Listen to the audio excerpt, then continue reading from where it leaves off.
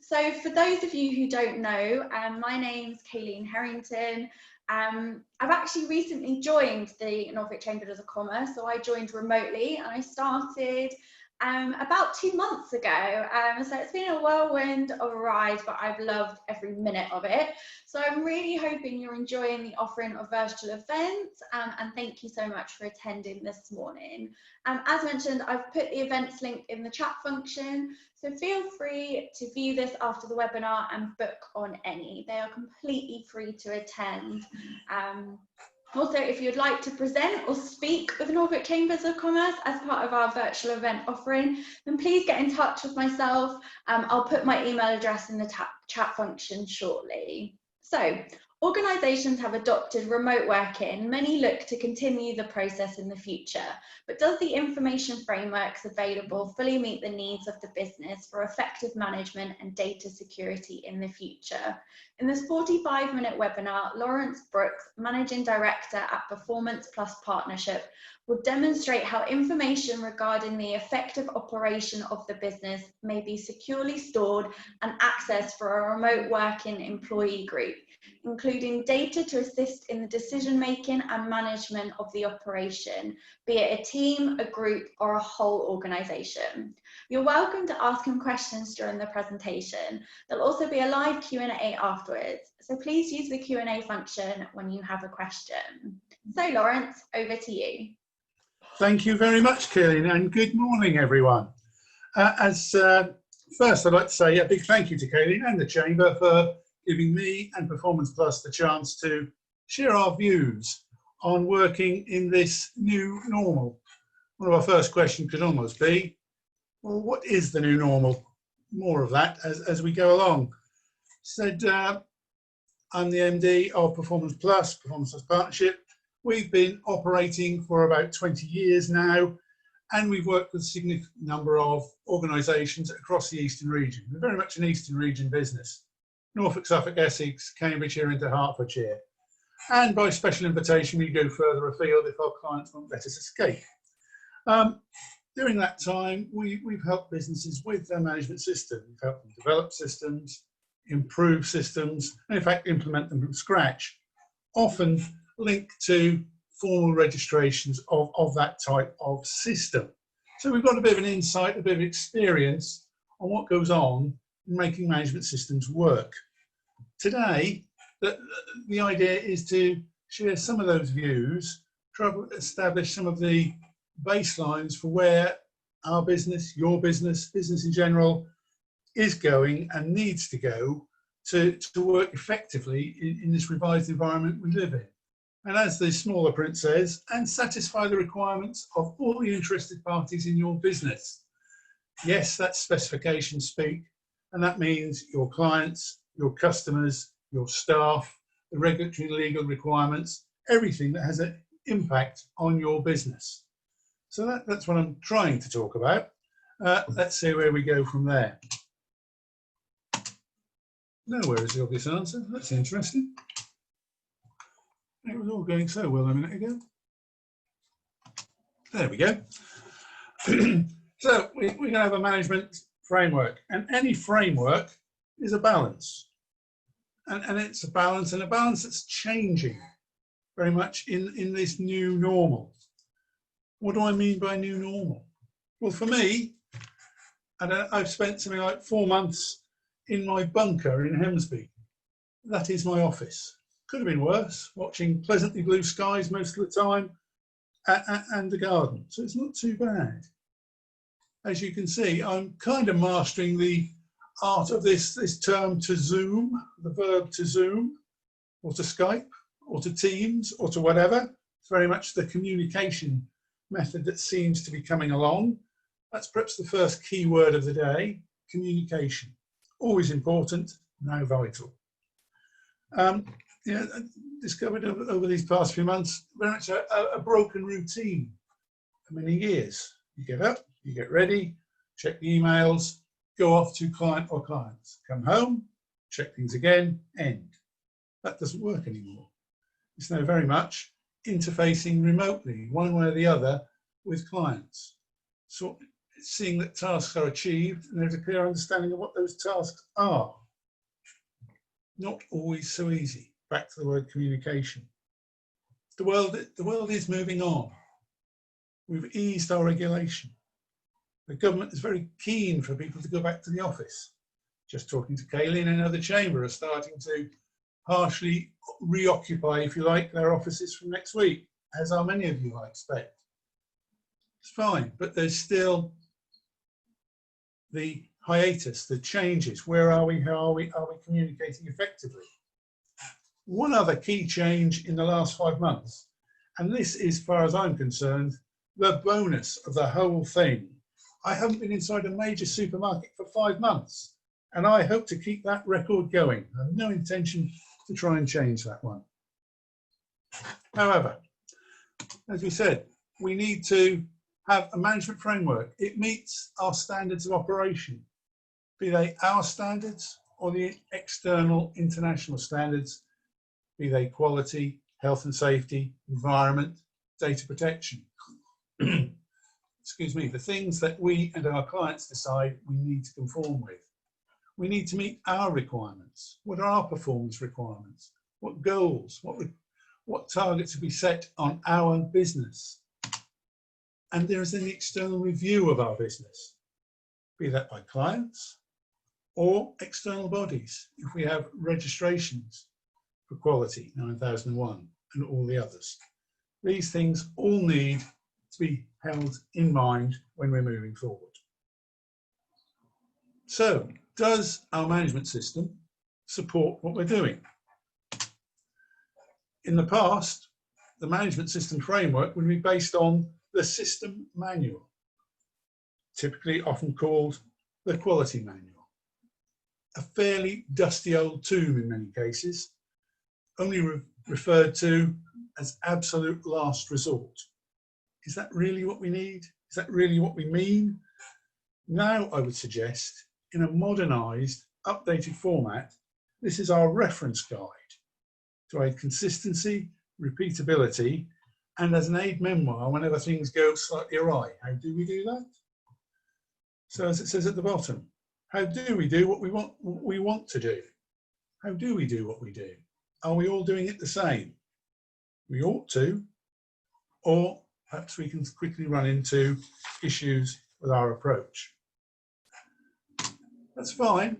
If we're all working remotely, we're not all working remotely necessarily, but if we are working remotely, or we're working in a partial framework, or we're now back in an office with far less people, with far less support, far less guidance, far less admin, it's easy, not so easy to say, is that okay? Is that right? I've got the right issue with that, haven't I? No, it needs to be clear, obvious, and absolutely categoric that we have got the right information. We need to be confident in that when we go forward to do our task to meet our internal or our external customer. As I say, who changed it and when? Do we know who changed it? And are they the people who should have changed it? That's the key thing perhaps we need to be understanding. We have our information. Very few people only keep information in filing cabinets now. Effectively, the computer is the filing cabinet. That's good, but a challenge for, no, it's computer somewhere. Are you the person who has never had to carry out a search of the drives of your computer to find that piece of information? Can you honestly say that nobody has misfiled it, has put it somewhere safe, under a different naming system slightly? That can create enormous amounts of lost time, effort, never mind the frustration, need to say anger, of what's going on. I know I've been in that boat too many times. Hopefully that lesson has been learnt and we move on. So we are moving forward. Could your management system be improved or be implemented to make business life easier, more reliable, more effective? Perhaps whatever the situation, now is the time for a review of that situation, a review of what you've got and how it is used by you and the staff around you. Perhaps that's something that could and should be considered. Where should the information be? Well, everybody's answer today seems to be, well, place the system on the cloud. This mythical entity. Well, of course, as we all know, the cloud is only somebody's server or server farm that you connect to through the internet.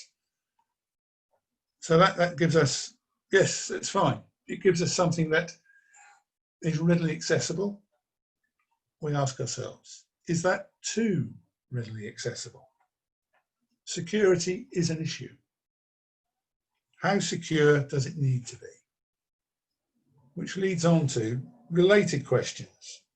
What information should be in the cloud, and how sensitive actually is that information? I can't answer those questions. They're questions you need to ask and then answer within your teams.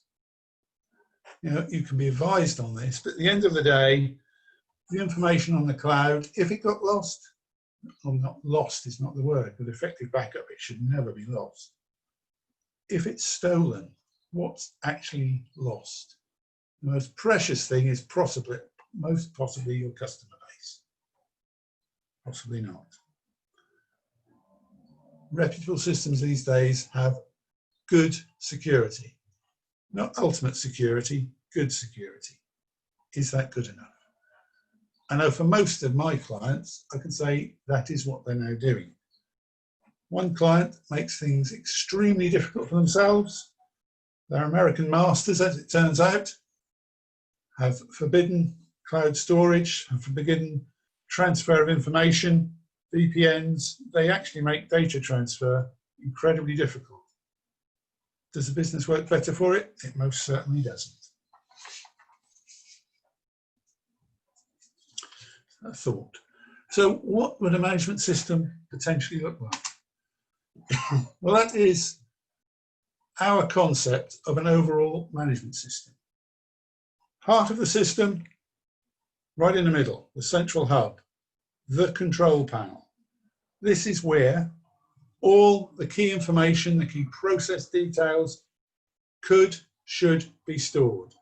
From there, one point of access, you can go to all the information across the system that you will need. The obvious stuff, the data store, we call it the bank, and there I put Dropbox. We'll come back to that, that's only one option. But there you have all your records, your information, the forms, the specifications, all the details you will need to access on a regular basis. It's there in a controlled manner. Go to your control panel, one click, you go to the right section, another click, you should be into the process area you're interested in. To support the control panel, a dashboard. How's the business doing? We're back to that key word again, effective communication. If things are going well, it's always good to know that. People like to be encouraged by things are going nicely, things are going well, we're achieving targets. If things aren't going well, also, it needs to be obvious. It needs to be flagged up. Things are going badly. Who's going to take responsibility and do something about trying to put it right? The dashboard helps communicate key business information. Going around the other parts of the system, I've mentioned the data store. Are things audited? Do you verify that what you're doing is what you want to do and what other people expect of you? There will most likely be your view of check, inspection, audit, internal audit in terms of the standards. And of course, if you are a registered company, you will have the external surveillance and certification audits. Clients often like to do their own review and check. This has been very much on site. Now, in the last 3-4 months, these have been almost exclusively remotely carried out. The better your information is readily available and accessible in an easy manner, the easier and more effective those remote audits become, and will stay that way. The other side, compliance module. There I said quality, environment, health and safety. You could add HR, employment. Are you compliant with everything you need to be compliant with? Do you know? Are you confident? Can you prove it? All nasty questions that people tend to ask. And they tend to ask those questions at the wrong moment. When things are going well, nobody asks the question. When something isn't going quite so well, everybody wants the answer and they want it now. So that's why there's a compliance module. Then there's the risk and opportunity module. Now I've called it the should we, could we. This is nothing to do with health and safety risk assessment. This is all about business risk and opportunity. Classic example might be somebody comes into your business or contacts your business more likely with what seems like a fantastic opportunity. Perhaps it is. Big opportunity can come with big risk. Is this something, do you know anything about these clients? Are you confident they can pay and will pay when you need them to? Are you confident of your ability to realise the product that they want in the timescales they want it? Are you prepared and can you carry the monetary risk of all the things and money you have to put up front to realise the solution to then get the money in and realise what you hope to be a profit? Very important these days, management of business risk. All effective businesses have always done this. They haven't always got any method necessary to this. Gut feel and finger in the air is perhaps not the most effective. The management review. Top level opportunity to say, how well is our system working? From all the information we've got, are we satisfied?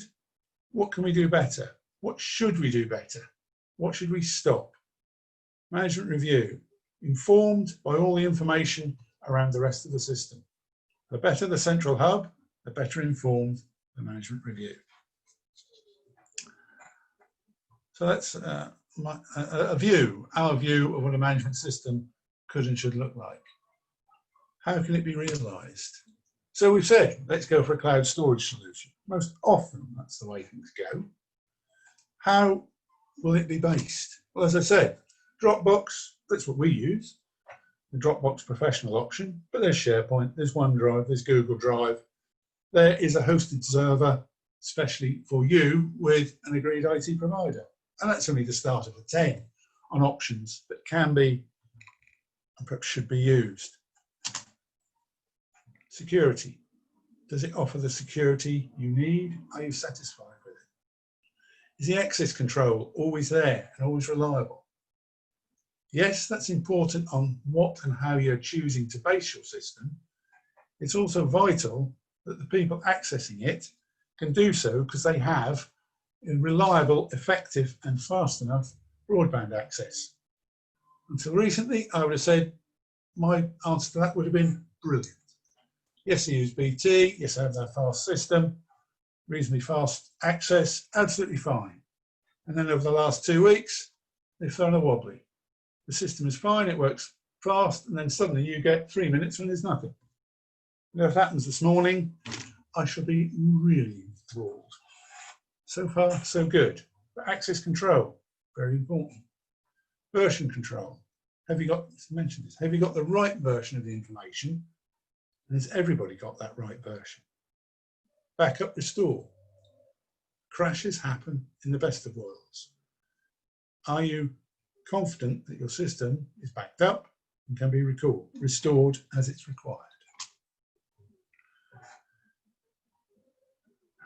Also, authorise people to easily find and access the appropriate information when they need it. This is all vital in whatever your definition, the definition of the new normal. Talked about the system, so the control panel is a vital element. Simplest form, what could it look like? Something like this. That's only played around with Excel spreadsheet. You've got the elements of your business laid out there. What that's laid out is a typical quality management system in reality. You can see there are all the things like maintain registers, there's core documentation, there's the organisation information, there's procedures, there's process maps. That might be how it suits you. You might like to have a completely different set of boxes that talks about customer relationships or customer handling processes, purchasing requirements, can be broke out. The boxes suit your business. But that's what it looks like. It's fine, it's easy. And you want, as I say, one click there, you're into that section. Another click, you're into all the specific details that goes with that. As I said there, it's easy to implement.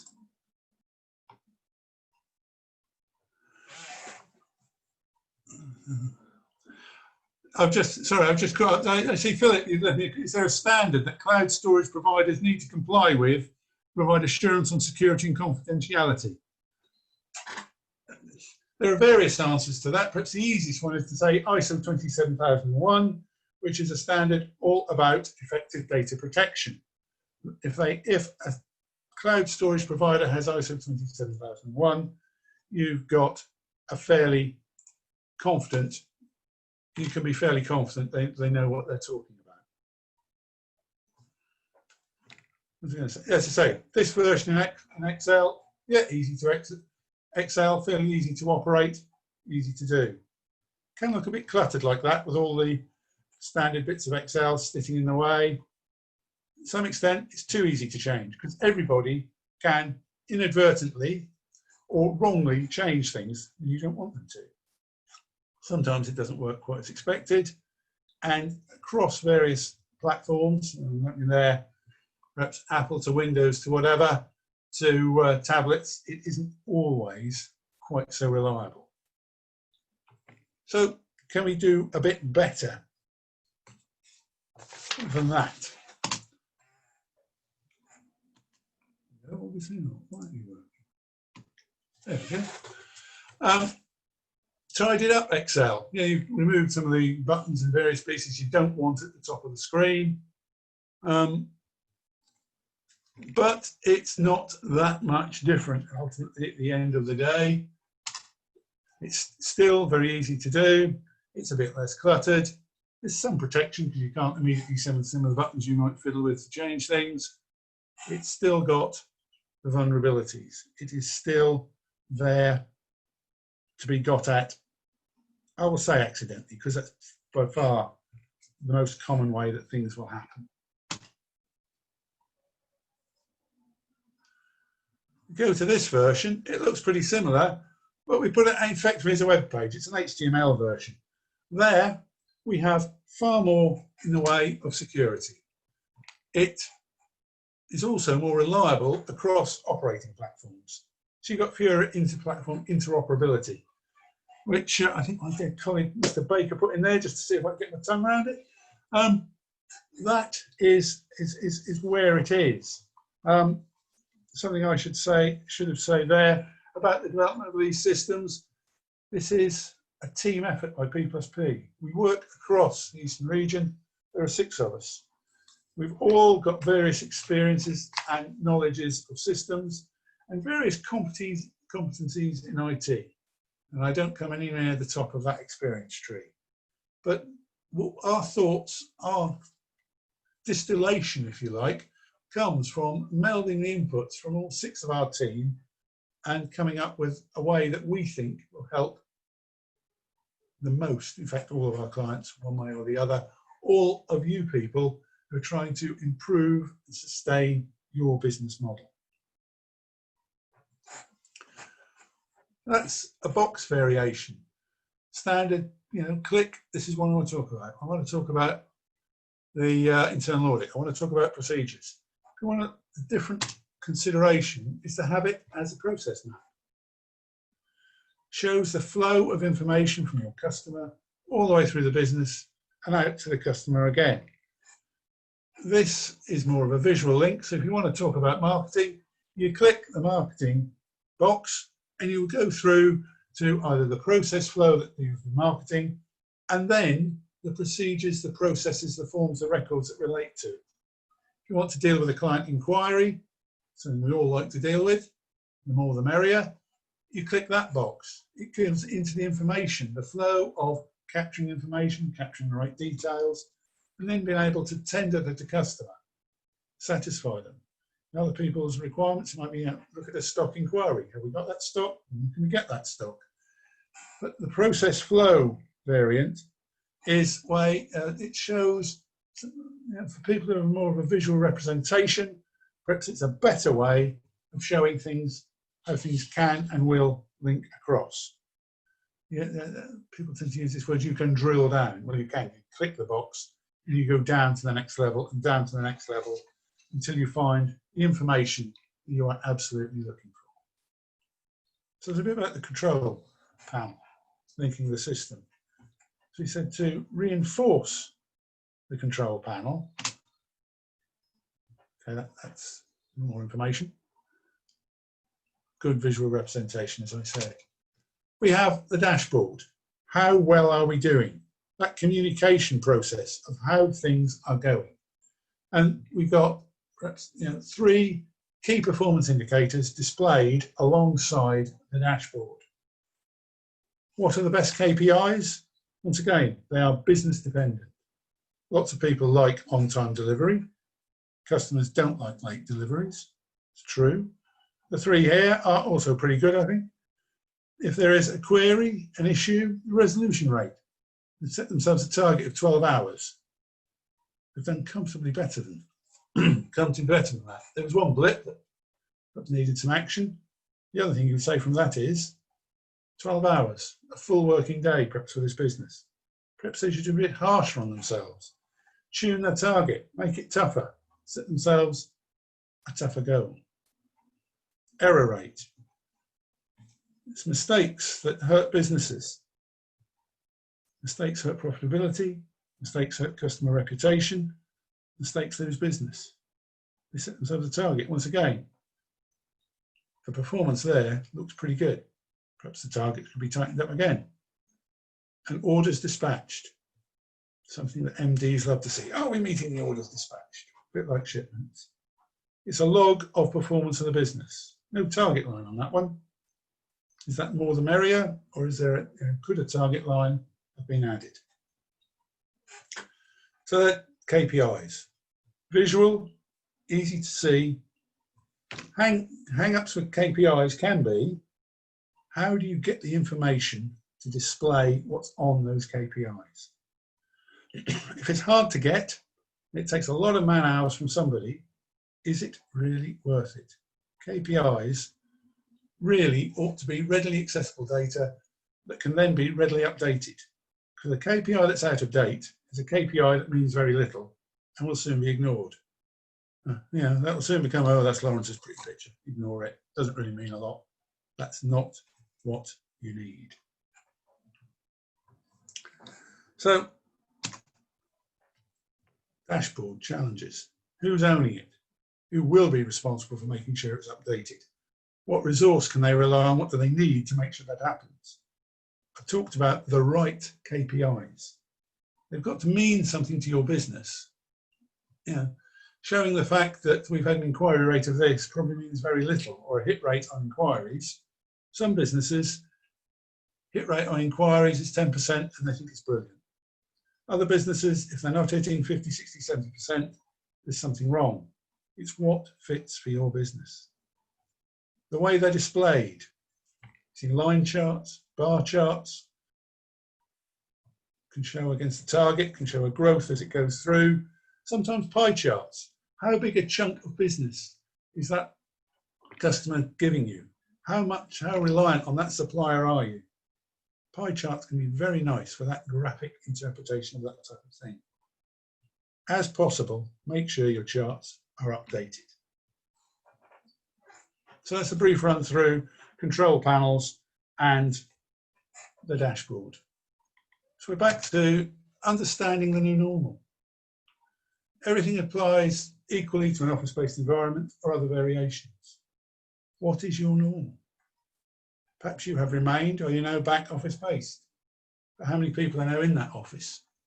Are they socially distanced? Are they across different work patterns? How is the communication, sharing of information? Are you still, or have you become, a remote, home or field-based organisation?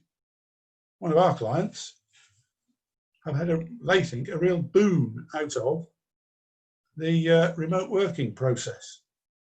They started lockdown with an office and a warehouse, not a warehouse, a workshop. They quickly had all their key technical and admin staff working remotely.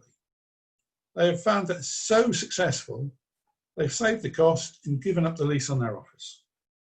Now, one modification is the workshop had a conference room. It's now a conference room that can be a hot desking area for a couple of people if and when they need to come in. They're looking to try and get the best of both worlds. Talking to Kayleen earlier and to other people as well, they have a blended split of office and remote.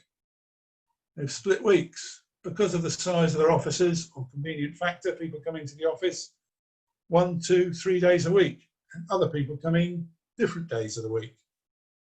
The blended approach, often vital or important if you're going to maintain the necessary social distancing. This is the new world for us. It's all parts of the new world. So, key challenge for the new normal, whatever you decide that is. Ready access to all valid information. Visible updates. You know what's changed and when. Things are under control. The implementation is smooth, seamless as possible. There is excellent communication and interfacing. And last but no means least, it's simple to maintain, use and update. All I can say is thank you.